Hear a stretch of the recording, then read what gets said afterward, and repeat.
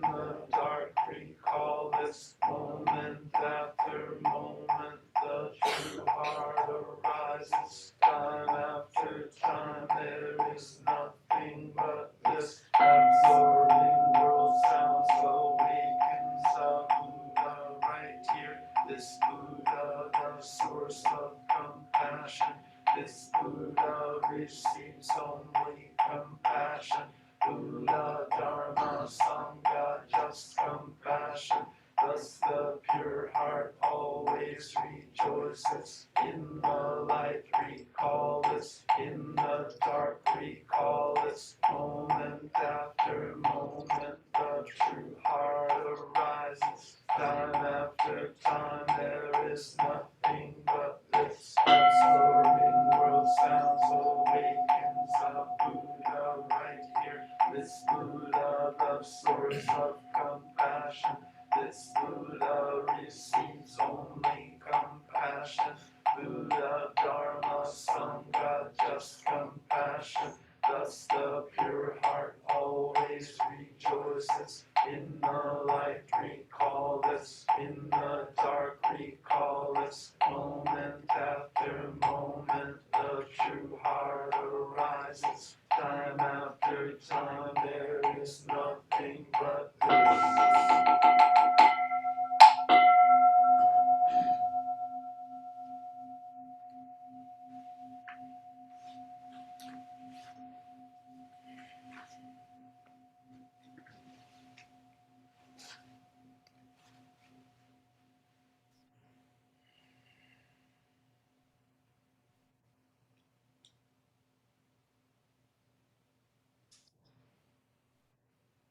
I'd like to welcome everyone to this December Day of Zen, being held about a week after our Rohatsu Sesshin, the session wherein we remember and re-embody the awakening of the Buddha.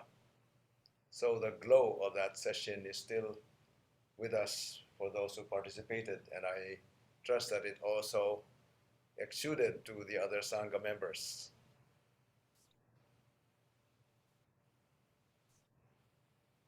In the last few days, I have been receiving some news of death. First one I'd like to mention is Sister Pascaline Koff, a long-time supporter and benefactor of our Maria Cannon Zen Center, who opened a Forest of Peace monastery in the heart of Oklahoma, Sand Springs. It's a 40-acre piece of land that somehow her community, the Benedictine sisters, were able to procure, and so she developed it into something of an ashram, something that enabled people to come and take and partake of retreats and have spiritual guidance, and also to just live in an atmosphere of silence, in community, and in a way of simplicity. So there were a handful of Benedictine sisters who maintained the place, and our Maria Cannon Zen community had been invited to conduct retreats over there. So there were some over the years, for about more than 2 decades, since the 1990s.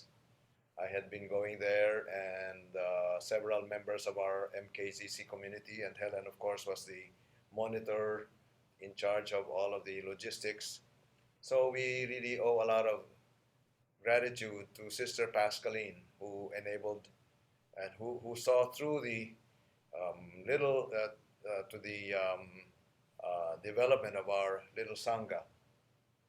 And so she had retired from active service when she was 90 years old, and she went back to her home monastery in Clyde, Missouri, and there her old age just got the better of her. So at 90, she could no longer function in the way she used to, so she was bedridden. And until today, when we received the news that she had finally passed away, then we, um, yeah, she lived her long life of 95 years old. She had been a person who had invited the Dalai Lama over, and the Dalai Lama visited Forest of Peace, and so did Bede Griffiths, a well-known Benedictine priest, an Englishman who had become a Benedictine in his young age, similar to a story similar to Thomas Merton's, and then went to India and established an ashram there. So Father Bede Griffiths' ashram is a place open to people who would want to just stay there and be in a life of contemplation. It's a Christian-based monastery, but inspired by Hindu spirituality and by other spiritual traditions. So it was an open, what you could call interspiritual place where people on a spiritual search or on a spiritual journey could just stay and be and just allow themselves to be soaked in that contemplative spirit. And so Sister Pascaline was inspired by that, and she tried to recreate something of that at Osage Forest of Peace. After the Benedictine sisters had left, Osage of Peace is now run by a lay board, and they continue to offer retreats and spiritual seminars and so on. So it's an open place, and I would like to invite everyone to consider going there for a weekend of quiet and contemplative practice and so on. There are cabins, and very similar to what Sister Pascaline found in Bede Griffith's place in Shantivanam in India. So the news of her death is, in a sense, a welcome relief, because we knew that she had already been bedridden all these 5 years. So it was a termination of a long life of service and fruitful offering to the world in her own very life, in what she said, did, and in the way she offered the resources that she was able to have to the world for contemplative practice.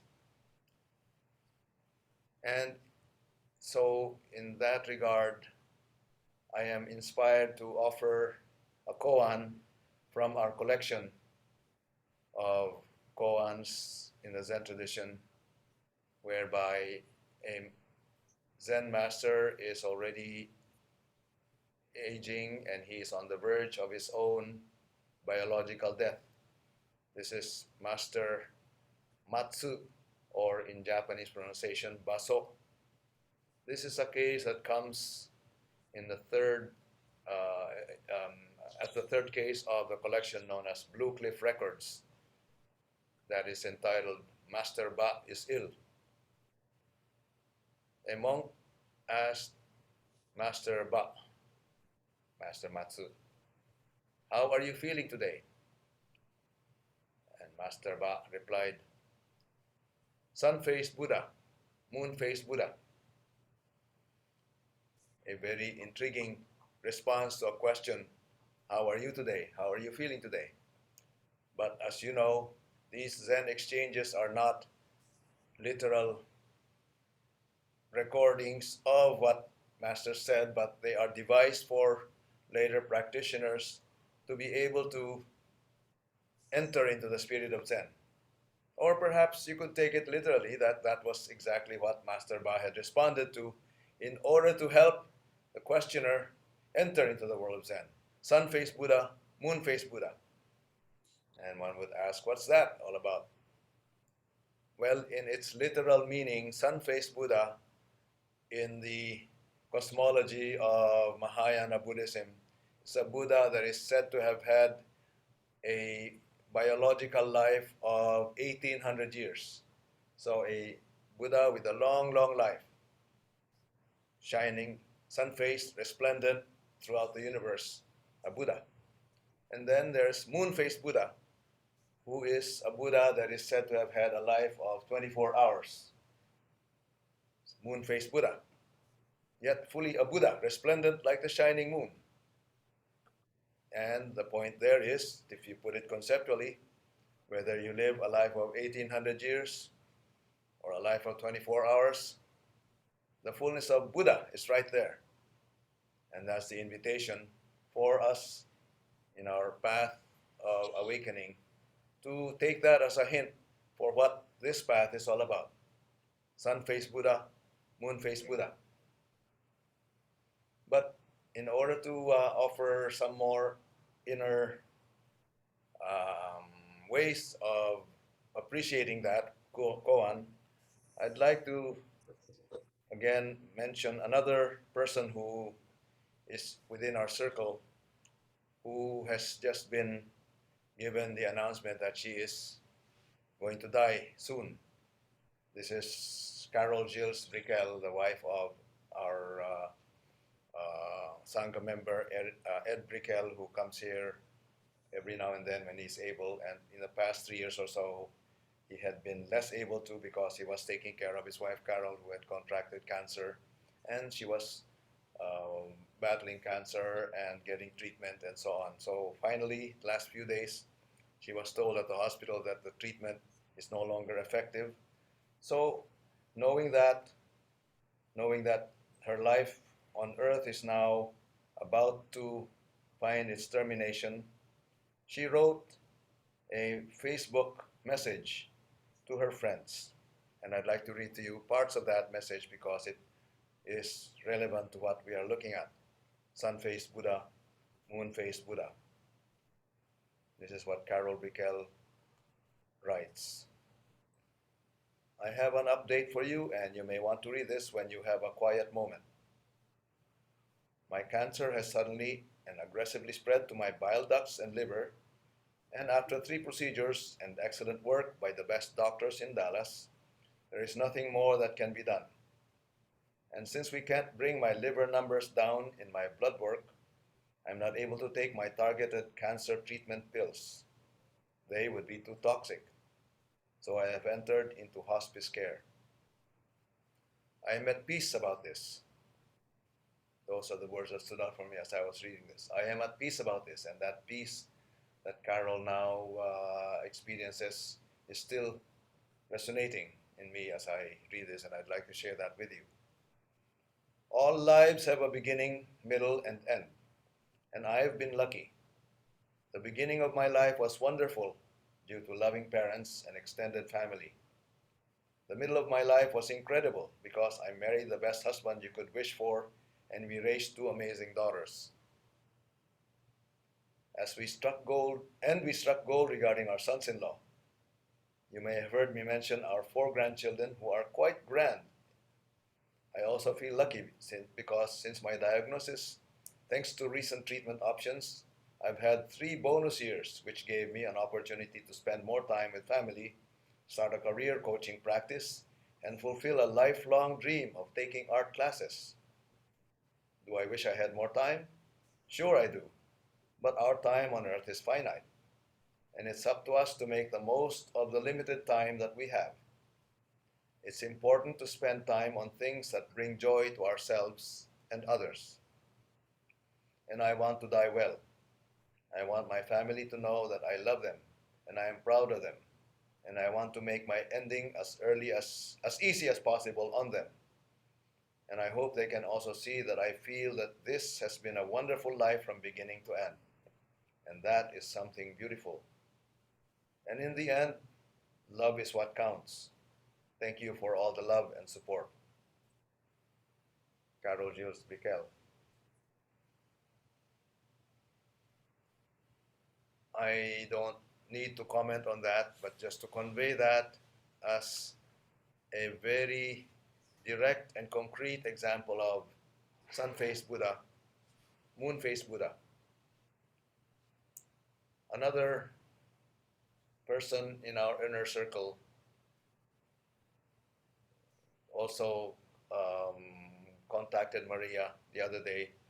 This is a Buddhist nun based in Taiwan who is the CEO of the Museum of World Religions that Maria works with. Her name is Liao Yishi, or Master Liao Yi, who also told Maria that she has terminal cancer. And so she was trying to arrange for whatever needs to be done in her absence after her death. And I asked Maria how she was about all of this conversation, and she said she was at peace, also just taking care that things would be in order after she goes, and so on. Again, another way of really taking one's life and knowing that it's about to end, just accepting that fact and doing one's best to see to it that one makes an easy exit and not ruffle others in the process. And my hope is that we can all have that kind of attitude regarding our lives. Who knows whether lightning will strike and we're gone tomorrow? Or maybe we can live 20, 30 more years and so on. But the point I'd like to convey here is that in our ordinary mindset, we tend to think of our lives in a linear way as to how many years, how many days, how many months to go, and so forth. But from the standpoint of sun-faced Buddha, moon-faced Buddha, we are invited to take what we are experiencing in this practice, that with each breath, breathing in and breathing out, time stops. And the fullness of everything in the universe is right there with each breath.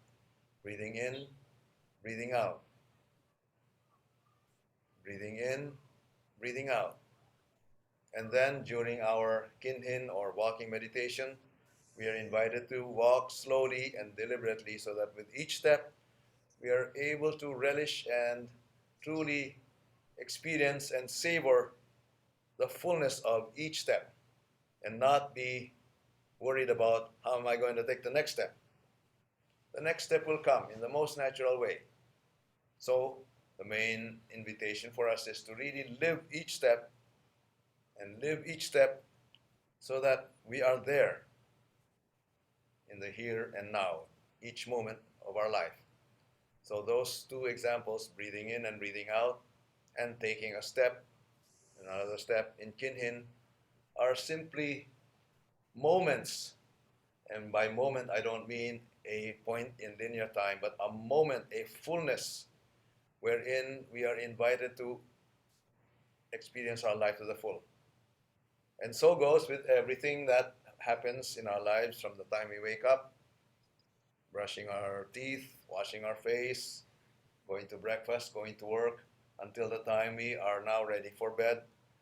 Each moment in this 24-hour day is a new invitation to live that fullness in wonder and awe that I'm alive, I'm breathing, I can take a drink of water, I can walk. Upon the recommendation of our son Florian, Maria and I saw this film, Disney film, Luca, an animated film about a little sea monster. Call it sea monster, but they're lovable little boys who are just flitting around in the ocean. And then they realize that if they go up on the surface, the sun dries the film on their skin, and they take on human skin. And anyway, it's one of those magical animated films. So when Luca has the chance to get out, he's very adventurous, and so he's wondering what's out there on the beach. So he gets out, and then, of course, the sun shines on him, and then he takes on human skin, and then all of a sudden he sees that he has legs. And so he starts walking. Oh, I can balance, I can walk. And look, there's the sun. And look, there's the sky, trees. Each and every moment for him was a moment of wonder and beauty in realizing this gift of living as a human being. Something that we may tend to take for granted because it's just the same thing every day, day in and day out, and okay, here's another day. And so we miss it entirely. So our practice then is an invitation to keep returning to that place where we are just here, now, and in cherishing this timeless moment, we know that it spills over to each and everything we do in our day-to-day life. an image I would like to offer, which is also a traditional image in Mahayana Buddhism, is that of Indra's net. That the universe is like a vast, all embracing net where the eye of each net has a jewel. And if you look at each jewel closely, lo and behold, each jewel reflects and embraces all the other jewels in that vast net. So that each one of us is likened to that jewel.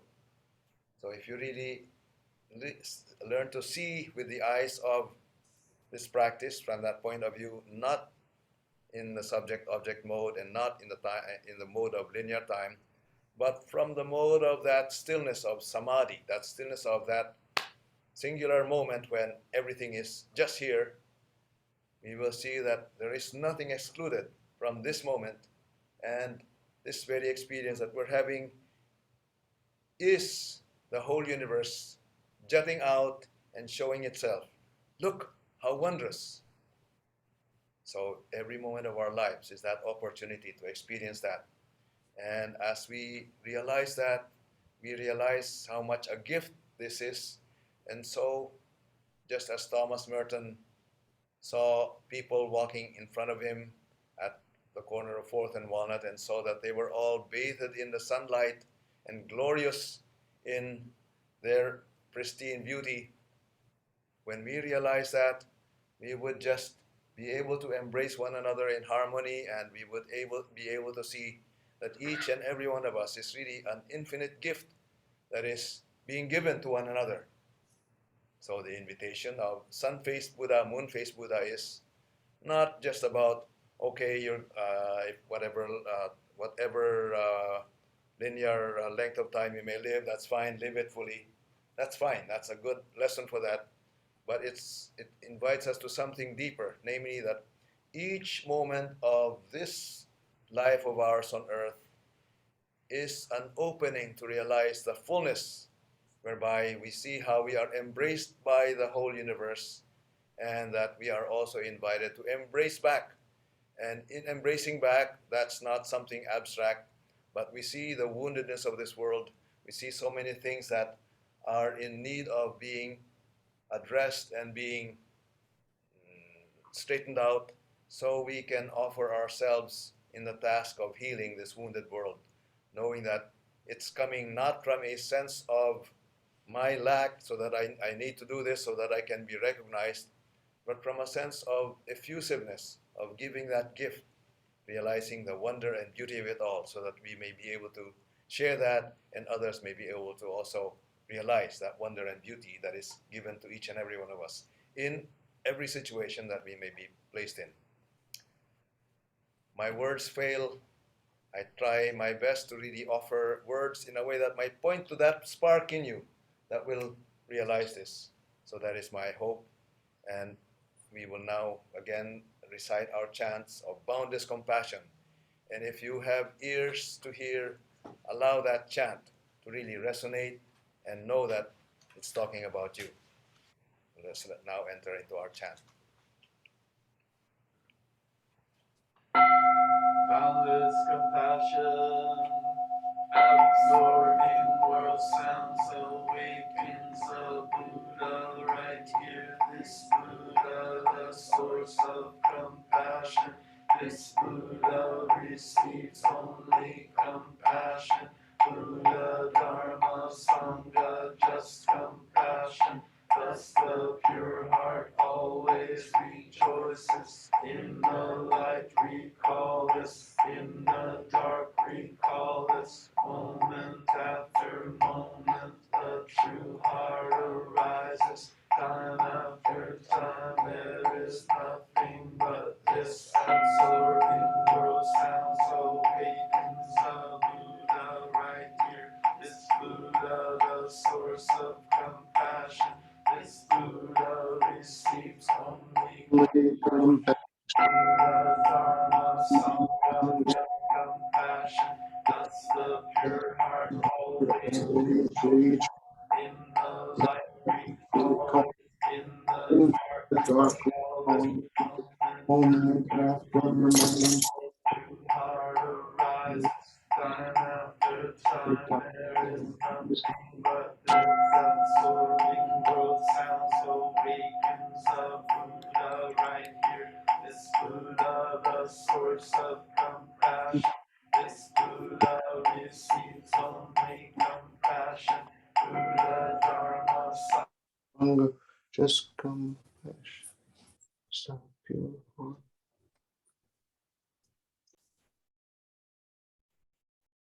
recalleth moment after moment, the true heart arises. Time after time, there is nothing but this.